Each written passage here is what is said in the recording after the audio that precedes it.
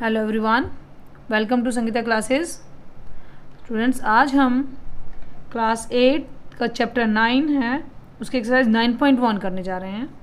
Chapter का नाम है algebraic expression and it's identities. तो ये एक अलजेब्रिक एक्सप्रेशन का चैप्टर है और मैंने जो अलजेब्रिक एक्सप्रेशन में आपके टर्म, कोफिशिएंट, वेरिएबल, ये सब चीज़ें हैं, मैं अपनी प्रीवियस वीडियो में आपको बता चुकी हूँ। आप मेरे चैनल पर जाके इसकी वीडियो भी देख सकते हैं और साथ के साथ जब मैं ये कराऊंगी तो उसमें थोड़ा थोड़ा रिवाइज भी कराते रहेंगे। तो चलिए, इसमें फर्स्ट क्वेश्चन है, identify the terms in their coefficients. First we have to identify the terms, then their coefficients of each of the term. हमें एक expression, one expression is giving over there.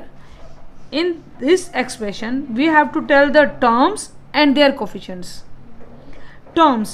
Now first thing is comes as a terms. What is terms? Term क्या है? Every algebraic expression is consists of a terms. Every expression is consist of a terms, and these terms when we add or subtract, then there is an expression will become.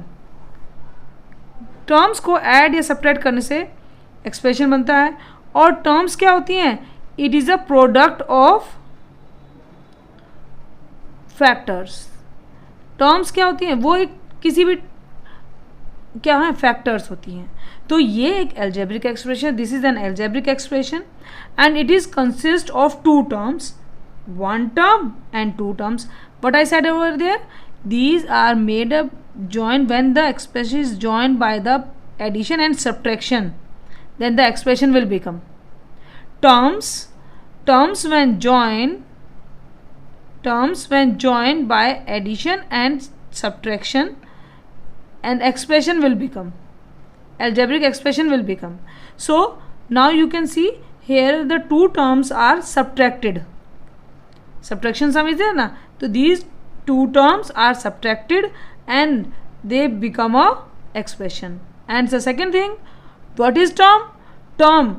This is a term and it is a product of factors. So now in this expression there is a two terms हैं 5xyz square, one term is this, and second term है आपकी -3zy, मैं इसे -3zy बोलूँगी। Now as I said you that term is a product of factors. Now this is a term, just see the example 5xyz square, it is a term, ये आपकी term है। And term क्या है? It is a product of factors. Factors क्या है? 5xyz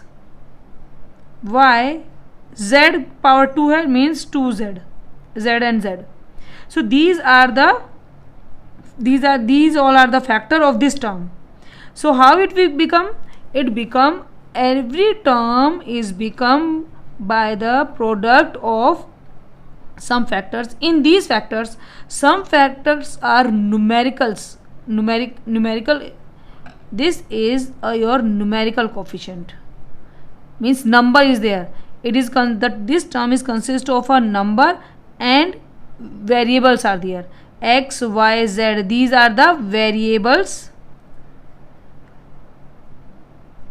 These are variable and this 5 is your constant, and this constant we also said the numerical coefficient.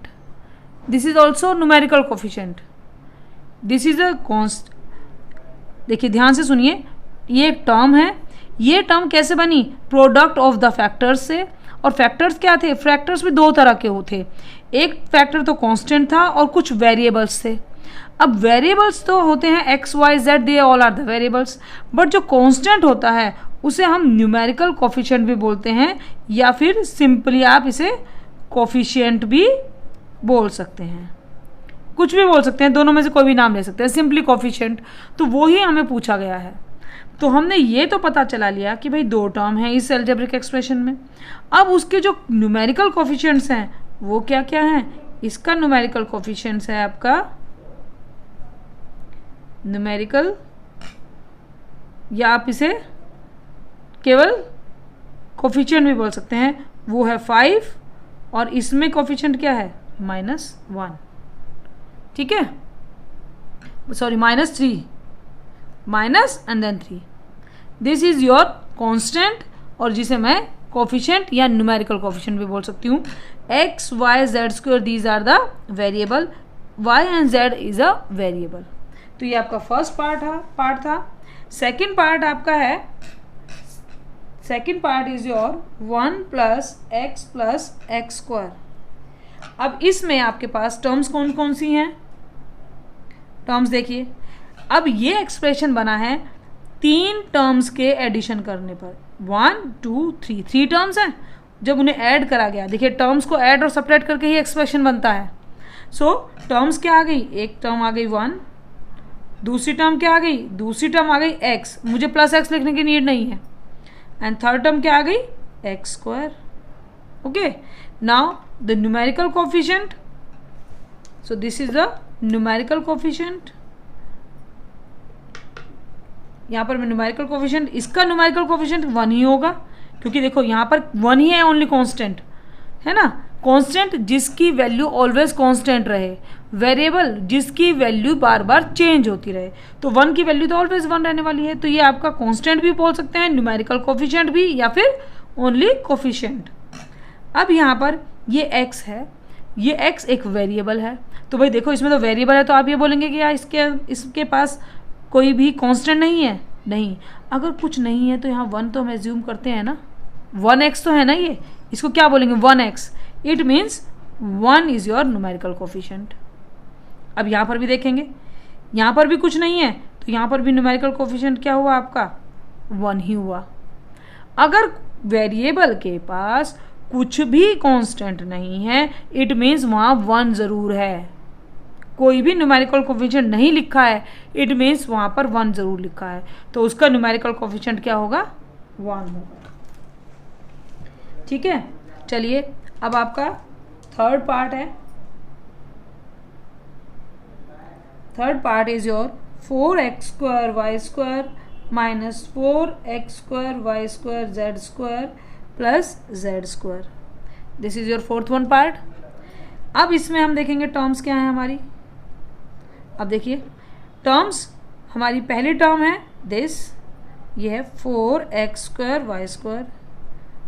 दूसरी term है -4x² y² z², और third term है z²।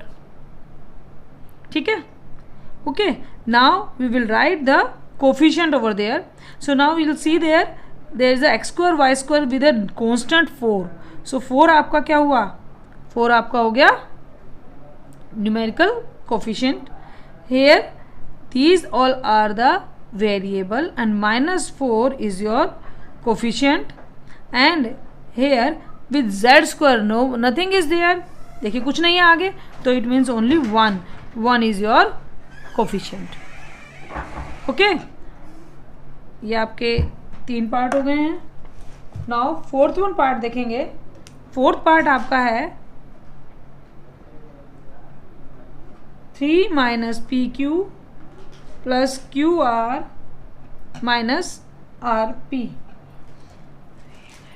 अब इसमें देखेंगे terms क्या क्या हैं। ये टर्म्स हैं आपकी, पहली टर्म है 3, देखिए 3 टर्म, देखिए ये आपका 1 2 3 4 टर्म्स हैं इस एक्सप्रेशन में, इस एल्जेब्रिक एक्सप्रेशन में 4 टर्म्स है। Algebraic expression is a product of when we deal with the variable and a constant, तो उसे हम एल्जेब्रिक एक्सप्रेशन बोलते हैं। तो यहाँ पर एक टर्म है 3, दूसरी टर्म है -pq, थर्ड टर्म है qr, एंड फोर्थ टर्म है -rp। ठीक है, अब देखते हैं कि इसके न्यूमेरिकल, इसके कोफिशिएंट्स क्या हैं। तो यहाँ पर तो केवल 3 है, तो कोफिशिएंट हमारा 3 ही होगा। ठीक है, इसमें -1 होगा, इसका +1 होगा, कोई साइन नहीं तो +1 ना, और इसमें क्या होगा -1, तो ये आ गया इसका न्यूमेरिकल कोफिशिएंट। ठीक है, चलिए फोर्थ पार्ट हो गया। अब फिफ्थ पार्ट को जरा ध्यान से देखेंगे। आपका फिफ्थ पार्ट है x/2 plus y/2 minus XY। अब देखिए इस एक्सप्रेशन में टर्म्स क्या हैं। टर्म्स हैं आपकी, पहली टर्म है x/2, दूसरी टर्म है y/2 एंड थर्ड टर्म है आपकी माइनस XY। ये आपकी थर्ड टर्म हुई। अब इसमें देखिए कोफिशिएंट क्या है हमारा। देखिए x के पास कुछ नहीं है, वो x मीन्स मैं हाफ लिखूंगी। क्यों, कैसे, ये x/2 है तो x/2 को मैं क्या लिख सकती हूँ, वो हाफ इंटू x लिख सकती हूँ ना, इस तरह से। तो आपका ये कांस्टेंट क्या हुआ, हाफ हुआ। तो न्यूमेरिकल कोफिशिएंट या कोफिशिएंट आपका हुआ हाफ, यहाँ पर भी हुआ हाफ और यहाँ पर हुआ 1। ओके, नाउ नेक्स्ट करेंगे हम सिक्स्थ पार्ट।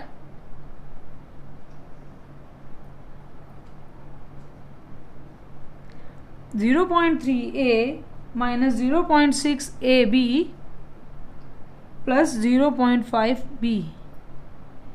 ये आपका लास्ट पार्ट है इस क्वेश्चन का। तो चलिए इसकी टर्म्स को लिखते हैं। टर्म्स क्या हैं इसकी, पहली टर्म है 0.3a, दूसरी टर्म है माइनस 0.6ab और थर्ड टर्म है 0.5b। ये टर्म्स हुई। इन टर्म्स में देखिए अब हम कोफिशिएंट ढूंढते हैं। तो इस टर्म में आप देखेंगे 0.3 इज योर कोफिशिएंट, इसमें माइनस 0.6 क्या होगा, minus a b is your variable, minus 0.6 your coefficient and ये क्या होगा 0.5। So an algebraic expression is a combination of a variable and a constant. It is made up an algebraic expression is made up by the terms which are bind with the negative and positive sign, and term is a product of factors. In the factors there are some variables and constant. It is a combination of constant and variable. Variable, the value variable आपके होंगे x y z a b c, these values change every time, but constant और को बोला जाएगा जिसकी value always constant रहती है, जिसको हम बोलते हैं न्यूमेरिकल कोफिशिएंट या सिंपली अ कोफिशिएंट। ओके, तो ये था आपका फर्स्ट क्वेश्चन। आई होप आपको ये अच्छे से क्लियर हो गया होगा। Thank you. अगर आपको मेरी वीडियो पसंद आई तो लाइक करें, शेयर करें और चैनल को सब्सक्राइब करना ना भूलें। Thank you.